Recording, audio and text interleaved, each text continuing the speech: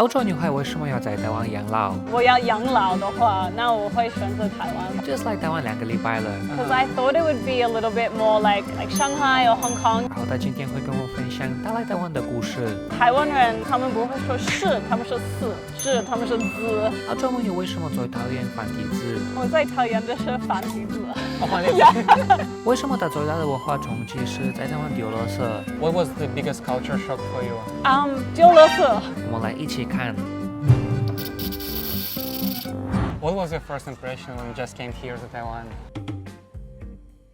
So for me, I've lived in China and Hong Kong before, so I was kind of expecting it to be a little bit more similar to that. And I think one thing that surprised me was how different it is to the mainland China. And how is it different? Yeah, so one, there's not that many big buildings. Like not as many as I was expecting. I also think attitude of like the normal people are a bit softer and a bit kinder, a bit friendlier, I think. Not that mainland people aren't friendly, but in general, I think people are very welcoming, especially to foreigners. So I found that to be, quite interesting. And how long have you lived in China before? So I lived in China for almost 5 years. Oh, 5 years. Yeah, so it's quite a long time. Yeah.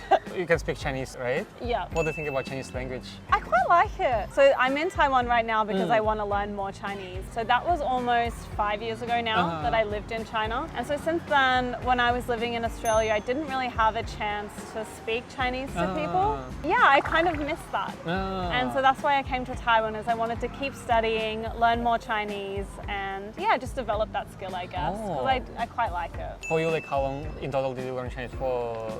So I lived in China for about 5 years. Actually studied it for about a year and a half. So I went to Jiaotong University and also Shanghai Business School, and where I studied Mandarin. And then in Australia, my undergraduate my major was Chinese. So I studied interpreting and translating. So I think total, like actually studying, probably about like 4 years. Oh, 4 years. Okay. Yeah, like hard studying. And the rest of the time, just, I have some friends that are Chinese. In some of my previous jobs, I used to do trade between Australia and China, especially. So I had a lot of chance to speak Chinese then. But since that, after COVID happened, I didn't do that anymore, right? Because like the relationship between mainland China and Australia got progressively worse. Oh, really? Yeah. And so China put some sanction on Australian like beef, Australian wine, like basically a lot of Australian produce products.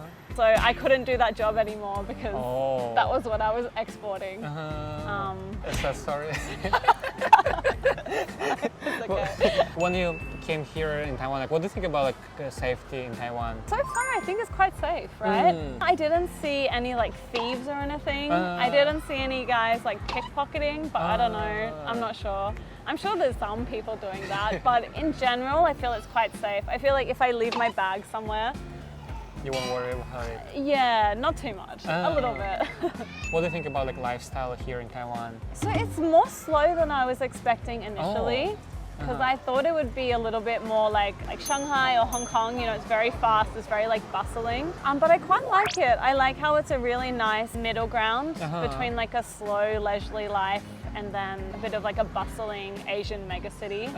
So I quite like it. Okay. When you came here to Taiwan, like what was the biggest culture shock for you? 丢垃圾. Yeah. That was so hard. Like the first time, I just had no idea what to do. Because I heard that you needed to do that in Taiwan, and my landlord told me that I should do that, but I didn't know I had to buy the bags, like the right type of bags. I didn't realize that they would separate the recycling so carefully. Yeah, like the first 2 times I tried to throw my rubbish, the guys were like, no, you can't do that. You need to go to 7-Eleven and buy the bag. I was so confused about that. I was like, why do I need a special bag? Actually, I still didn't buy the bags. I need to buy the bags. I still didn't get them. Because you've been here for 2 weeks, right? Yeah. So actually most of my waste so far has been recycled. So then it's okay.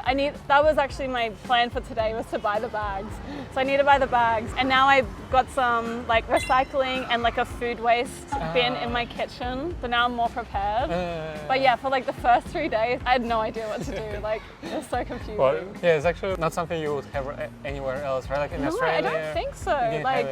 Yeah, no way. Not the same as in Taiwan. So yeah, I found that it's interesting. What do you think about hospitality here in Taiwan? Yeah, so far it's been really friendly. Even when I like order food at the restaurants, like people are really polite and really kind. I've had a lot of like good experiences. Like I've had a lot of like, especially elderly people, like really interested to talk to me, which has been kind of cute. You know, it's quite nice. I quite enjoy that, and I can practice my Chinese. And I don't know, I think it's good for everyone, right? Yeah. 那你如果有机会的话，你会让台湾改变哪里？我在讨厌的是繁体字。繁体字。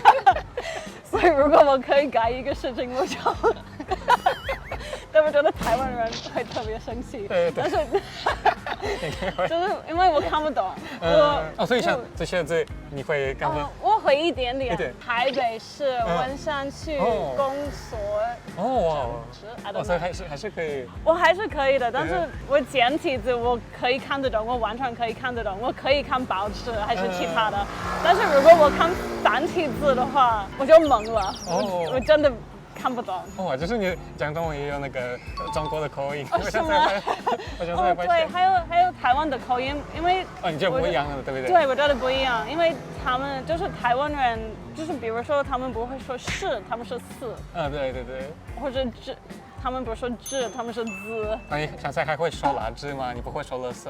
你应该是对，第一次我房东跟我说你天天要丢垃圾，然后我看我垃圾，垃圾是什么东西？然后他就给我解释一下，然后我才知道了他们叫垃圾。对，所以有蛮多不一样。对，不一样。那你目前在台湾喜欢哪些事情？哪些地方？现在我对台湾不是很了解。I like how there's a lot of shops around. I like how there's lots of small like cafes and like small restaurants. And I quite like how it's a very neighborhood kind of feeling.